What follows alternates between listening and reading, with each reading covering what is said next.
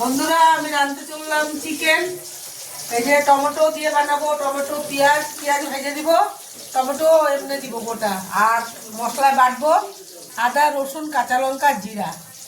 আলু ভাজাটা বসায় দিছি, আলু লাল লাল করে ভেজে নিব, মাংসতে দিব। মাংস মাখা মাখা করবো, ঝোলও করবো না আর কষানিও করবো না। যে আলুটা ভেজে নিই লাল লাল করে, তারপরে মাংসটা রাখবো। একবারে তেলে কষানোর টাইমে দেখাই, মাংস বানানোর সময় বানায় নি, কষানো হয়ে গেলে দেখাবো। বন্ধুরা এই যে আমার মাংস হয়ে গেছে, এই যে দেখেন লাল লাল মুরগি কষানি ঝোল, ঝোল না কষানি মাখা মাখা। এই যে দেখেন বন্ধুরা, এই দেখেন দেখছেন, দেখেন দেখেন দেখেন রেডি হয়ে গেছে। এখন আমরা খাইতে বসলাম। প্রথমে মাকে দিয়ে দিই, লেবু দিছি পুরারে।